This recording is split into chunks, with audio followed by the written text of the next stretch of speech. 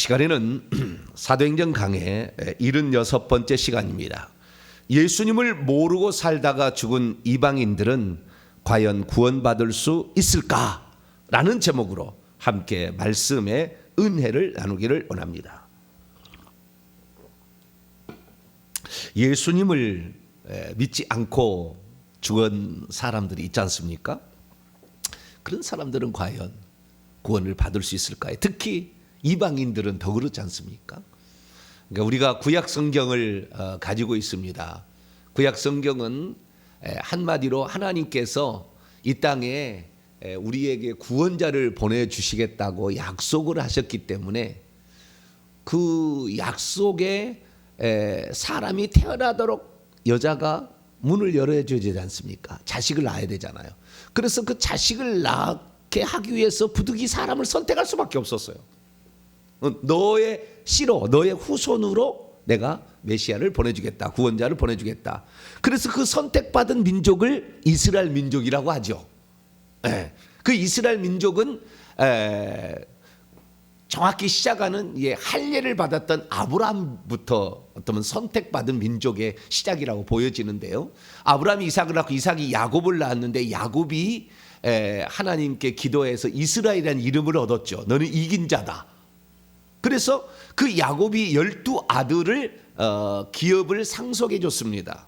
그래서 그 전까지는 장자만 기업을 이어받다가 이 야곱의 아들 때부터는 다 아들이 다 기업을 상속받게 된 거예요. 그래가지고 이스라엘 민족이 탄생되었고 이스라엘 민족이 애굽에 들어갔다가 400년 만에 나와서 드디어 가나안 땅을 모세와 여호수아를 통해 정복을 하게 되고 사사 시대를 거쳐서 드디어 이제 그 왕권 시대가 해서 초대 왕으로 사울왕이 세워졌고요.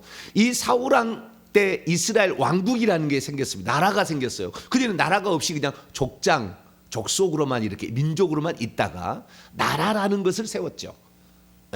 그리고 그 다음에 이대 왕으로 다윗 왕이 그 나라라는 것을 최고로 멋진 나라를 세웠죠.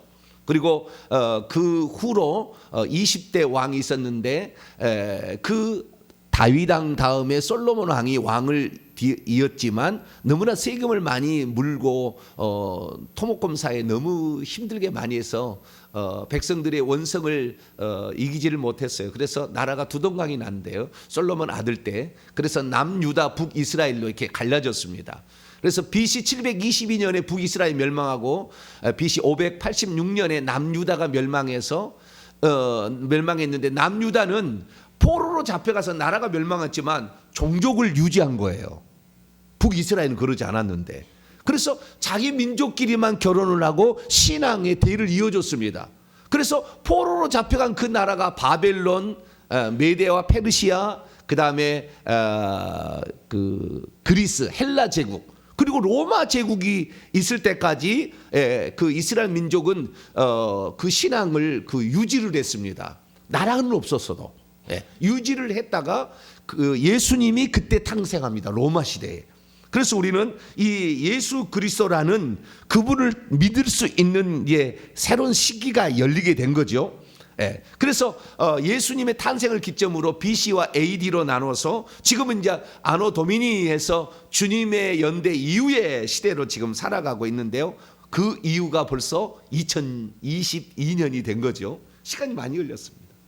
그러면은 예수님이 태어나기 전까지 하나님은 그 약속의 자손을 준다 이렇게 얘기를 해가지고 그 여자의 그 씨를 이었기 위해서 신앙을 가진 사람들을 보존을 시켰어야 돼 하나님이.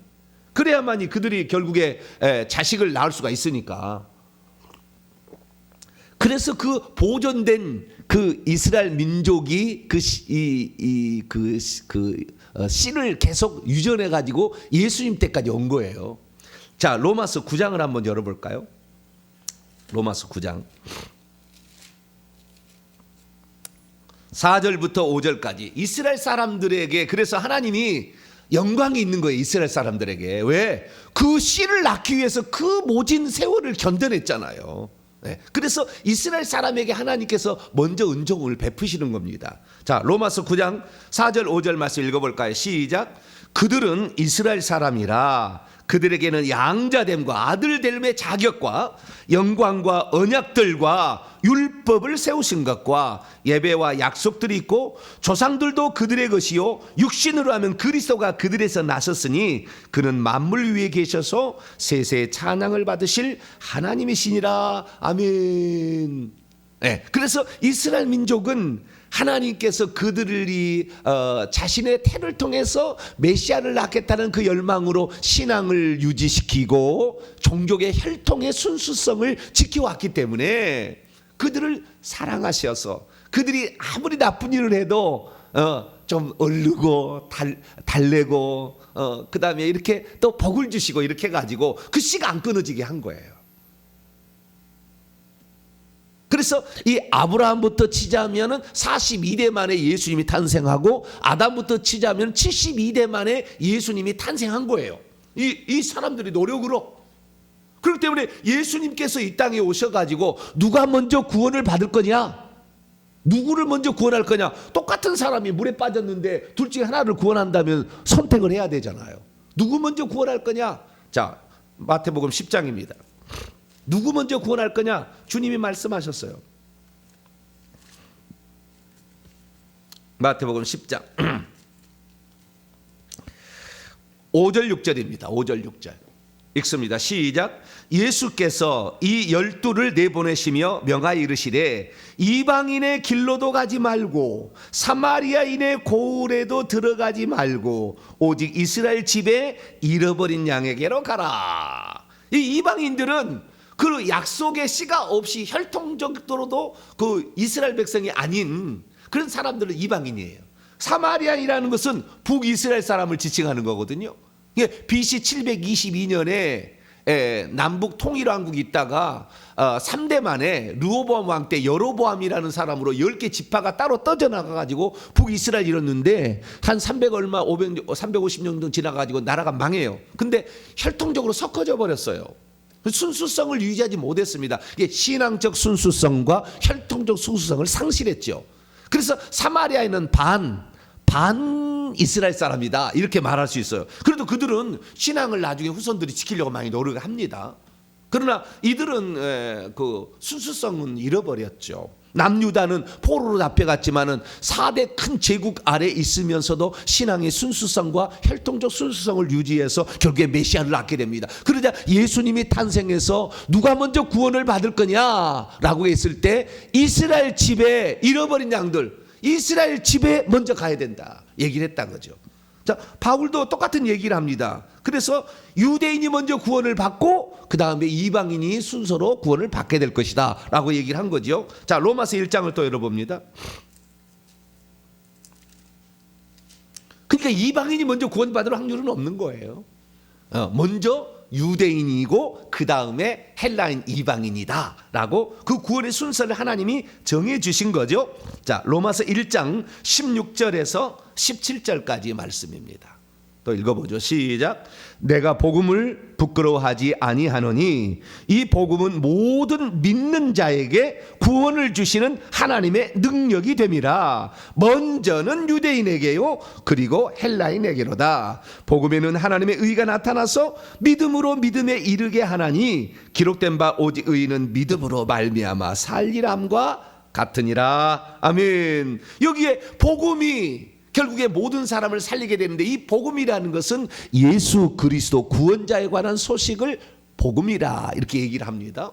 그런데 이 복음은 믿는 자에게 구원을 가져다 주는데 순서가 있다 그죠. 먼저는 유대인 혈통적 순수성과 신앙적 순수성을 지켜온 그들에게 먼저 있다 라고 얘기를 하고 그 다음에 헬라인 이방인입니다. 이방인들에게 그 다음에 순서가 있다 했다는 거예요. 만약에 예수님이 탄생하기 전에 우리가 저 아프리카에 토인으로 만약에 살고 있었다. 만약에 그러면 우리는 구원받을 가능성이 있을까요? 없을까요? 자, 구원이라는 것은 무엇을 통해서 이루어지냐면요. 어떤 사람들은 우리는 지금 신약적 입장이잖아요. 예수님 믿은 시대 이후에 이방인의 입장에서 얘기를 하니까 예수만 믿으면 구원을 받는다 얘기하는데 구약에는 예수님이 아직 없었잖아요. 있기는 계셨으나 아직 나타나지 않으셨잖아요. 그러면은 그래가지고 지금 얼마나 웃기냐면은요. 지금 시대는 얼마나 웃기냐면은 삼위일체 하나님을 믿어야 구원을 받는다고 주장하는 사람들이 있어요.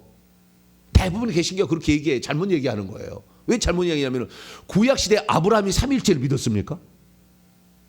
모세가 삼위일체를 믿었습니까? 다니엘이 삼위일체를 믿었습니까? 안 믿었잖아요. 한 분 하나님, 그분이 우리를 구원하러 메시아를 구원자를 준다라는 걸 믿었죠. 그걸 믿고 구원을 받은 거예요. 그래서 이 구약의 성도들이 다 24장로가 되고 천국에 가면 핵심 멤버가 돼 있어요. 천국에 올라가시면은 그들은 뭐 종으로 구원받는 게 아니고. 그러니까 오늘날의 우리의 생각에서 이제 그렇게 정리를 한 것이지 그것을 강요할 수는 없는 거죠. 그러니까 구약 시대에 태어났다면 하늘에 하나님이 계시고 이 우주 만물을 지으신 하나님이 계시고 이분이 우리를 구원하신다라는 것을 믿은 자들이 결국에 천국에 들어가는 것인데 이 천국이라는 것은 새 예루살렘 성 안에 들어가는 거예요. 그런데 만약에 아프리카나 이런 데서 우리나라도 마찬가지죠. 유리왕이 편편왕저여 암수서로 정답구나.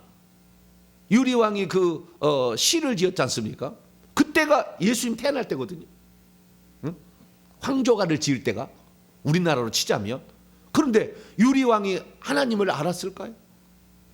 모르죠. 뭐 그때까지 제가 가봐서 연구를 해보지는 않았으니까. 그런데 그때 당시에 복음이 전해지진 않았죠. 복음이 그 하나님이 엘로힘이고 이분이 여호와다 라는 사실은 몰랐죠. 네. 뭐 알았겠습니까? 심지어 우리나라의 1884년 5년에 제물포에 이 선교사들이 와가지고 이 나라의 복음을 전해주기 전까지 조선 500년 동안도 몰랐죠. 잘 끄트머리 안 거예요. 몰랐죠. 그러면은 우리가 잘 아는 세종대왕은 1397년에 태어났거든요. 그 양반이 1400년 때 그 증발에 산 거예요. 600년 전의 사람인데 우리나라에서는 최고로 멋진 얼마나 지혜롭습니까? 얼마나 또 백성들을 잘 다스렸습니까? 대왕이라는 걸 유일하게 붙였잖아요. 세종 대왕이라고. 조선 왕 가운데 물론 관계 또 대왕도 있습니다만은 그 전 시대고. 그런데 그렇게 훌륭한 왕이 있었고 이순신은 그것보다 약 50년 100년 그러니까 이순신이 1545년에 태어났으니까 그도 조금 뒤에 태어났습니다만 이순신도 얼마나 위대합니까? 전 세계에서 이순신에 대한 평가를 다시 한다고 그래요. 이순신에 대한 평가를 어마어마한 장군이라는 겁니다. 해상 제독인데 대단한 사람이라는 거예요. 그렇게 훌륭한 사람이 결국에 이 나라를 지키고 또 이 나라의 이 한글이라는 전 세계 최고의 이 한글이라는 글자를 만들어낸 거 아니에요. 소리는 있었으나 글자를 만들어낸 치국이며 무슨 천문대며 수많은 것들을 다 이렇게 만들어냈지 않습니까? 이런 훌륭한 사람들을 그러면 지옥 갔겠느냐라고 이제 물어볼 때 우리는 그리스도인들은 어떻게 대답을 해야 되는 것일까요? 우리는 이들에 대한 것을 정확히 말하기는 곤란합니다. 왜냐하면 오늘 본문 말씀에 뭐라고 나와 있냐면은 이렇게 나와 있기 때문에 그래요. 자, 사도행전 그러니까 딱 잡아서 뭐라고 딱 그 세종대왕은 지옥 갔다라고 말하기는 어렵다는 거예요. 왜 그러느냐? 오늘 본문의 말씀에 이게 나와서 지금 말씀을 드리는 겁니다. 사도행전 17장인데요. 30절로 31절까지 말씀을 한번 읽어볼까요? 시작. 알지 못하던 시대에는 하나님이 간구하셨거든. 하나님을 알지 못하는 시대가 있었다는 거예요. 유대인을 제외한 이스라엘 민족을 제외하는 잘 알지 못했잖아요. 그래서 그런 시대가 있었고 그런 장소가 있었을 거 아닙니까? 그런 시대에는 하나님이 간구하셨다라는 것은 원문에 보니까 관대하게 보아주었다. 관대하게 보아주었다. 이렇게 돼 있다고요. 알지 못하던 시대에 살던 사람들이 구원받았냐 못 받았는 것은 관대하게 보아주었다. 이렇게 나와 있다 그 말이에요.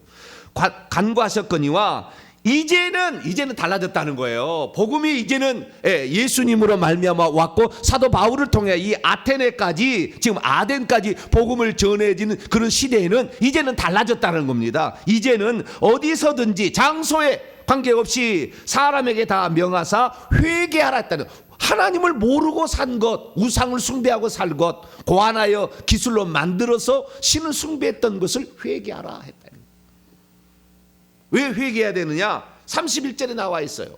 정하신 사람 예수 그리스도입니다. 이 정하신 사람으로 하여금 천하를 공의로 심판할 날을 정했다는 겁니다. 그래서 그를 죽은 자 가운데서 다시 살리심으로, 부활시킴으로 모든 사람에게 이제 믿음을 가질 수 있는 기회를 줬다는 거예요. 그러니까 예수 그리스도께서 오셔서 우리에게 구원자라는 것을 확실하게 인류에게 가르쳐 주셨고, 이 복음을 만민에게 증언하라 했기 때문에 그 복음을 들을 수 있는 시대와 장소에 살았던 사람들은 핑계할 수 없어요. 그 사람들은 지옥 가는 겁니다. 들었는데도 안 믿었으니까. 그러면은 시간은, 우리나라로 세종대왕이나 이순신은 시간은 훨씬 지난 거잖아요. 예수님보다 1400, 1500년 지난 거니까. 그런데 장소는 아니었잖아요. 우리나라에 뭐 복음이 들어왔습니까? 안 들어왔지. 그럼 세종대왕, 그러니까 우리나라에 1884년 5년 그 시기를 지난 이후의 세대는 거의 뭐 복음을 들을 수 있는 그런 장소에 살았던 사람들은 그걸 거부했다면 그 사람들은 분명히 구원받지는 못했겠죠. 그러나 이 우리나라가 얼마나, 저는 오늘 아침에도 새벽에 오면서 생각했는데요, 참 하나님이 대한민국을 참 사랑하시겠다. 이 전 세계 민족 가운데 새벽이라는 시간에 전 교회가 다, 목회자와 그리고 신앙이 있는 사람들이 다 나와서 기도하잖아요. 어느 민족이 그럽니까? 어느 민족이? 이스라엘 민족이 구약시대 그랬습니까? 택도 없는 얘기잖아요. 선지자나 뭐 그러든지 모르겠습니다만, 선지자가 뭐 새벽기도 했습니까? 그러지 않았잖아요. 그런데 이놈의 민족이 아니야. 이 대한민국 사람들은 누가 정한 것도 아닌데, 그렇게 하라고 무슨 선교사가 정한 것도 아닌데, 자기들이 스스로 결정을 해가지고 우리 이렇게 기도합시다. 할렐루야. 얼마나 기뻐하냐 그 말이에요. 그러니까요, 우리가 1885년 이후에 이 대한민국에 태어났다는 것은 하나님께서 복 주신 나라에 태어난 거예요. 제가 그 은혜를 입은 거 아닙니까? 제가 만약 세종대왕 시대에 태어났다면 나는 틀림없이 구원을 못 받았으리라고는 생각이 좀 들기도 합니다. 예? 근데 그 뒤에 태어났잖아요. 새벽 종이 울렸네, 새 아침이 밝았네. 우리 박정희 대통령이 있을 때, 그 대통령 때문에 우리가 그래도 살만한 세상 된 거 아닙니까? 북한보다 못 살았었는데, 필리핀보다 못 살았는데, 정말 파란만장한 생애를 우리 세대가 보냈어요. 고생 많이 했고, 전 세계 경제 10위권, 뭐 웬만한 기술력은 4, 5위권에 들어가는데 그런 나라를 만들어 버렸잖아요, 우리나라가. 근데 그 나라를 만들기까지 이것이 기독교가 전적인 헌신을 한 겁니다. 학교를 세우고 병원을 세우고 사람들을 공부시켜 가지고, 이 성경이 이걸 한 거예요. 성경 보급 때문에 가능한 거예요. 옛날 천자문 하늘천 따지 서당 그랬잖아요. 그게 갖고는 안 돼. 맨날 중국의 사대주의로 가는 거지. 우리 선교사들이 와가지고 이런 일을 했는데요, 저는 이게 감사한 게 뭐냐면, 지금 시대에 태어난 사람들, 그게 복음을 들을 수 있는 시대와 장소에 있었던 자들에게 있어서 복음을 거부한 자는 반드시 구원 못 받는다. 이건 정확히 정리할 수가 있어요. 왜냐하면은 그 복음을 들을 수 있었음에도 거역했기 때문에. 그래서 사도행전 4장 12절에 베드로 되어 있잖아요. 다른 이로서는 구원을 받을 수 없나니 천하 사람 중에 구원을 얻을 만한 다른 이름을 우리에게 주신 일이 없다. 그럼 그렇기 때문에 예수 그리스도 그분을 통해서만 구원을 받는 것이다라는 거죠.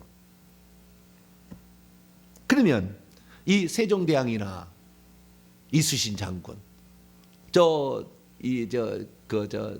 아테네로 간다면, 플라톤이나 아리스토텔레스, 소크라테스, 이거 BC 300년, 400년은 사람들인데, 예수님 오시기 전에 300년, 400년 전에 살았던 사람들인데, 이 사람들은 그러면은 지옥 갔겠는가? 지옥 갔다고 말할 수는 없다 이거예요. 또 하나 성경을 봅니다. 루스드라에서 바울이 전했던 그 말씀 가운데 이런 말씀이 있어요. 사도행전 14장 16절 17절 16절 17절 있습니다. 시작. 하나님이 지나간 세대에는, 지금 시대가 아니라 지나간 세대에는 모든 민족으로 자기들의 길들을 가게 방임하셨으나, 방임할 때 묵인했다는 거예요.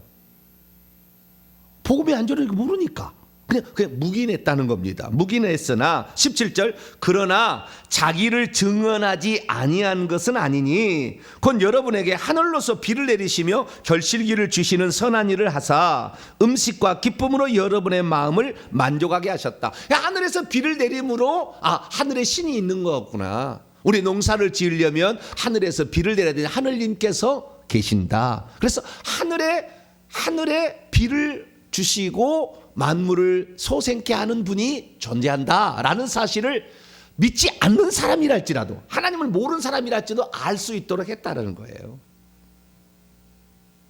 더욱이 우리 인간에게는 뭘 줬냐면요, 모든 사람에게는 다 있는 거예요. 유대인든 이방인든 관계없이 양심이 있어요.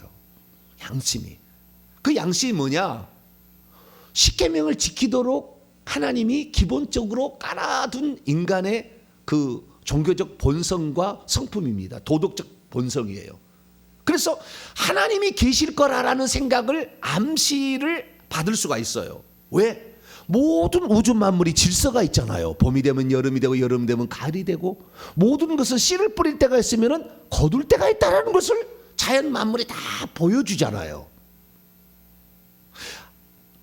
어둠이 있으면 다시 밝은 새날이 찾아오잖아요. 그러나 다시 또 어둠이 또 찾아온다는 것을 날마다 보잖아요.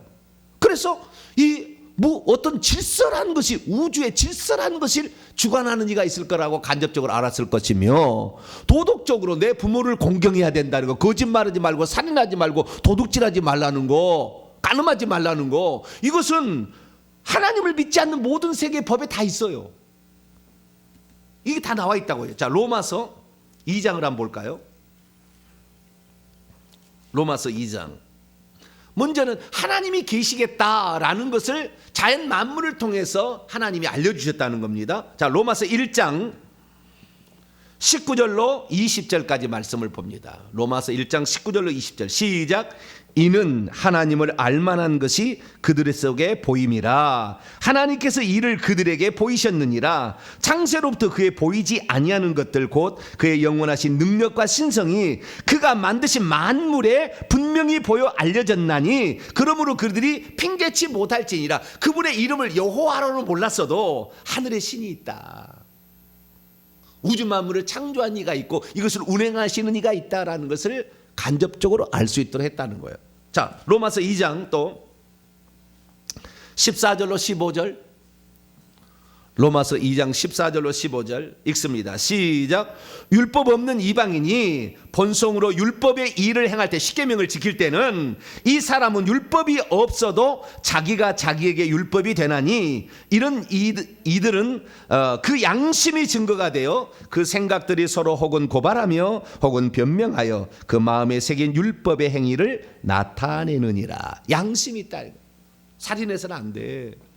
함부로 죽여서는 안 돼. 거짓말해서 안 돼. 도둑질해서도 안 되고 네 부모를 공경해야지 라는 것들이 양심이 있어서 이걸 지키도록 이방인들이 율법 없어도, 그런 규정이 없어도 다 알고 있었다는 거예요.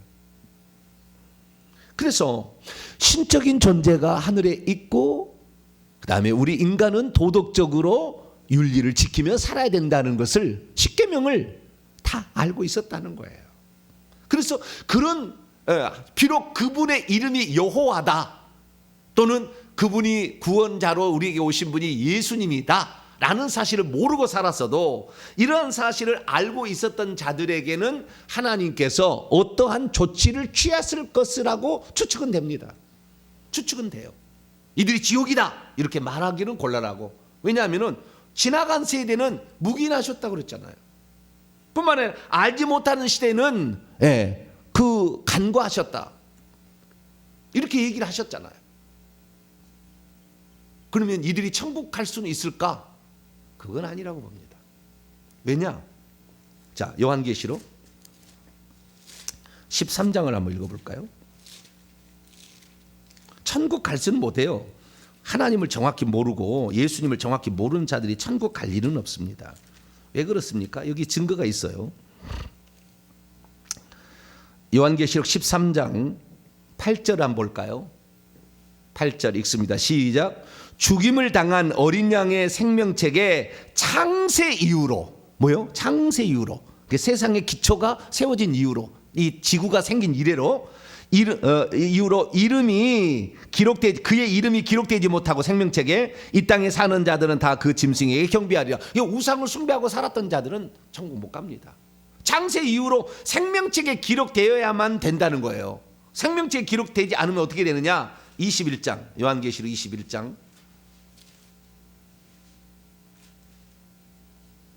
27절 봅니다. 27절. 요한계시록 21장 27절 읽습니다. 시작. 무엇이든지 속된 것이나 가정한 일 또는 거짓말하는 자는 결코 그리로 그 성 안으로, 새 예루살렘 성 안으로 들어가지 못하되 오직 어린 양의 생명책에 기록된 자들만 들어가리라. 생명책에 기록되지 아니하고 12 진주물을 통과해서 천국 들어갈 사람은 없어요. 그러니까 세종대왕이나 이순신 장군이 새 예루살렘 성에 들어갈 일은 없습니다. 그건 분명합니다. 성경에 창세 이후로 어린 양의 생명책에 이름이 기록되지 않는데 들어간 새 예루살렘 성에 들어갈 사람은 없어요. 그러니까 구약으로 치자면 이스라엘 백성 중에 믿는 이들, 우상 숭배하는 빼고, 그 다음에 신약이 들어와서는 예수 그리스도를 믿는 이들이 새 예루살렘 성 안에 들어가는 거죠. 생명책 이름이 기록돼 가지고. 이 세종대왕이나 뭐 플라톤이나 아리스토텔레스는 최소한 성 밖에 있겠죠. 불못이 있을지는 모르겠어요. 그들도 우상을 숭배했다면 뭐 개인으로 들어가 보지는 않았기 때문에 모르잖아요. 그러나 그들이 신적 존재에 대해서 알고 양심으로 도덕적 계명을 지키고 살았다면 성 밖에는 있을 수 있어요. 예루살렘 성 밖에는 있을 수 있어요. 그러나 성 안에 12 진주문 안에는 절대 못 들어간다. 그러니까 우리가 얼마나 복된 시대에, 특히 대한민국 사람으로 북한에 안 태어나고, 한번 생각해 보세요. 북한에 태어났다고 생각해 보세요. 지금 시대에 태어났어도 김일성 3대 우상을 갖다가 거기서 매년 1월이 되면 가서 꽃다발을 바치고 경배를 해야 되고, 집에다가 사진 붙여놓고 경배 인사해야 되고, 이 복음을 이 새벽에 이 시간에 들을 수 있다는 사실 자체는 무한한 이 은혜가 아닐 수가 없어요. 이건 상상을 초월한 은혜예요. 나는 우리 조상들이, 우리 믿음의 선배들 1, 2, 3, 4, 1, 2대 선배들이 그걸 오직 한 번 하나님 섬기면 모든 신을 다 안 섬기는, 조상이고 불교고 유교고 다 안 섬긴다. 딱 결정했다는 거 너무나 잘한 일이다. 그래서 우리가 그 은혜를 지금 받고 있잖아요. 정리합니다. 과연 예수님을 모르고 살다가 죽어간 이방인들은 구원 받았을까? 구원 받았는데 안 받는지 말하기가 곤란해요. 그러나 새 예루살렘 성 안에는 절대 못 들어갔을 거다. 추측입니다. 절대 못 들어갔을 것이다. 왜? 성경이 말씀하고 있으니까. 성경대로 저는 말합니다. 그들이 잘 갔다면 성 예루살렘 성 밖에는 거주할 수 있을 가능성이 좀 있다. 그러나 그것까지도 확답을 짓기는 어렵다. 그러니까 세종대왕이 지옥 갔습니까 물어보면 우리 그리스도인들은 지옥 갔다는 얘기하지 마세요. 그것은 하나님이 결정할 것입니다 라고 답을 해주세요. 뭐라고요? 하나님이 결정하실 것입니다. 지금이 중요합니다.